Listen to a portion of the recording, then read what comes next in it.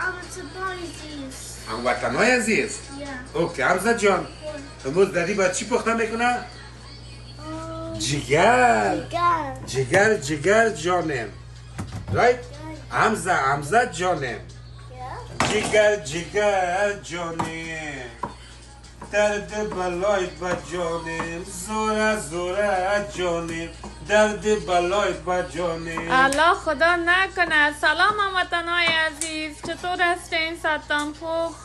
اینو میشه دیگه الکس جان میبینین که جگر گوسفند آورده توته میکنه پخته کنه که بیشینیم نوش جان کنیم بخوریم دور از دل شما. کسایی که جگر خوش داره دیگه منتظر باشین ببینین پارت بعدی ما چی میکنیم.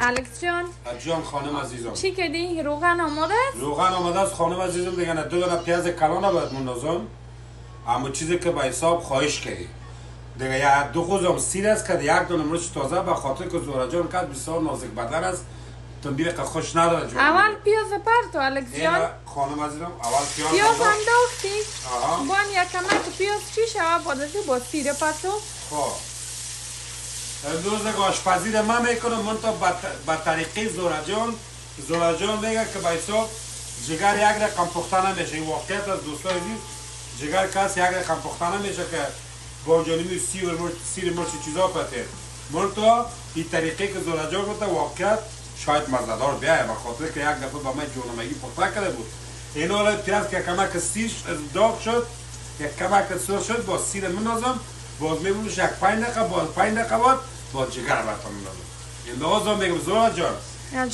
جگر جانم درد بلای با جانم نفس جانم الله خدا نکنه الکس جان خانم عزیز باش که آشپزی کردی که اقام خواندن که نکردی و آشپزی مزه نمیکنه خواندن و غیر به نام زورا جان به نام نفر دیگه نمیکنه بچه‌ایم دخترایم بس خلاص دیگه کس نیست دیگه منتظر پات وقت باشید بخیر پخته شد و آماده شد بازم اشارتون میتونم دارید این دوستای عزیز دیگه پیاز گلابی شده کمکه این خوب نشانش میتونید دوستای عزیز این حال سیر کتمونش میدازم فقط اینم یک 5 دقیقه یک میبونم که چی میشه گدوات شوه یک کمک علمال شوه بازدو بخیر جگر میدازم مرچ سیاه نمک دیگه منتظر پات دیگهش باشه الکس جان حالا نوبت جگر رسید جگرم پرتو دهش نه خانم عزیزم دو دانه یک جگر انداختم دهش که دو دانه یک پیاز دو غوزه یک سیر که یک دانه یک مرچ تازه دیگه این حالا کاکالکستان دیگه چی رو مندازه دوستای عزیز سعی کنین پاپریکا سه کمک نمک است مرچ سیاه که زرچوبه این حالا دیگه که سرش میدازم این حالا بازوی کاکالکستان چی میکنه فقط شورش میتونم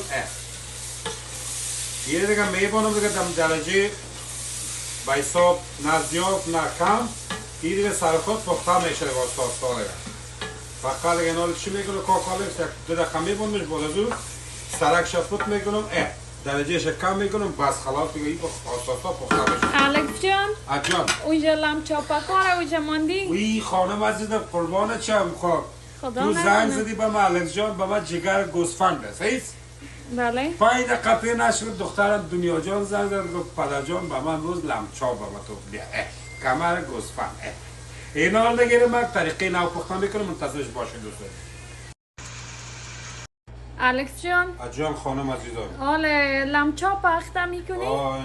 دوستان عزیز بعد مسئله مندازم دیش فخاطر که دنیا جان همین مسئله خوش دارم و دنیا جان میخواه که بعدش تو کچالی و کد پوستش بسیار کچالی خوبش است سفید من تا کد پوستش این رو من تخته میکنم باش باز کلش یک جای میکنم این قروغن زیتونه این دهی انداختم این قروغن زیتونه در کچالو این حالا کاکالکسان فقط چی میکنه این فقط یک میکس میکنم بازی رو میگیرم بخیر چی میبونم باید در داخل دیگه که سپیشل است برای گوشت هر چیزی که در داشت پخته میکنیم یک میکس شد این حالا کاکالکسان کچالی رو میکس میکنه این حالا کاکالکسان چی میکنه دوستای خوب سعی کنید این حالا میبخشی خانم دیگم کمرگه که کمک نزدیک بیا که دوستانی بید اول فقط من کچالی رو مندازم این تو میچینمش براتون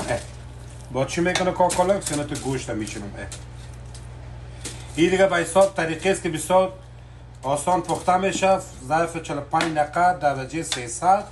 به خاطر کمر گوسفند کس یک ذره نازکتر است، زود پخته میشه دوستای عزیز. دیگه اینا اینو میبونمش. به خاطر دخترم دنیا جان یک کمک تند خوش داره بود، یک 5 دقیقه 10 دقیقه که مانوش داشت بود دوزی مرچ منظم، یک 2 دانه 3 دانه مرچ تازه را. اینی هم شد دوستای عزیز اخته کردنشه. اینا رو کاکالکستون گفتم در 45 دقیقه میبونید بخیر آماده میشه. که آماده شد بخیر با نشانتان میتونم. فعلا خداحافظ. وطنان عزیز گرامی، اینه دیگه مون لم چاپکا دیگه جگر گوسفند دور از دل شما نازنینا، یام ترکاری یام خربوزه. الا دیگه می لم چاپ میگم من خوی جگر بدل ما پخته کردم، من زیاد خوش دارم. الکس جان، امزا جان، سلام دوستای بگو خوب هستین دوستای عزیز؟ خوب هستین دوستای عزیز. بگو تشکر از کامنتای مقبولتان. بگو اینه لوک ماتشون کن. سلام دوستای عزیز، دیگه اینه به ظرف 1 ساعت ما و زورا جان تانستیم یک دیگر کمک کردیم که لمچاپ پخته کردیم، کمر گوسفند و جگر گوسفند. دیگه خربوزه افغانستان یا مز لمچاپ. اینه دوستای عزیز. باش که اول بخورم چطور مزهش صحیح هست. بسم الله الرحمن الرحیم. میگه سیخ ما به دخترم پخته کنم، دخترم مقبولم قربانت شم. الا با بچه من بان با بچه با امزا جان قند شیرینم بان صدقه بچه چام. تو باش که اول یک لقمه جگر بخورم، جگر لمچاپ بخورم، دختر مقبولم خورد. باش که بخورم بازم بسم الله الرحمن الرحیم. نه خانم بخورم به خاطر جگر بر خانم اومدیم. بازم دوستای عزیز دیگه غذای ما آماده است دیگه. نوشک جان ما، تشکر از وقت شما که ویدیوی مقبول دیدین، ویدیوی دوست داشتنی دیدین. بازم تشکر میکنم از خانم زورا جان که دیگه طریقه جگر نو ما یاد داد که از این بعد دیگه ما میخوایم که بخوام جگر پخته کنیم. بازم دیگه دوستای عزیز تشکر از وقتتان، از لطفتان، از کامنتایتان. منتظر ویدیوی بعدی باشیم. دوستتان رو وطن‌دار عزیز خداحافظتان. I love you guys. تشکر الکس جان از جگر مزدار. تشکر هموطنان عزیز از وقتتان که ما را تماشا کردین. دیگه وقت خوب و خوش داشته باشین. دیگه جای شما عزیزان خالی. خداحافظتان.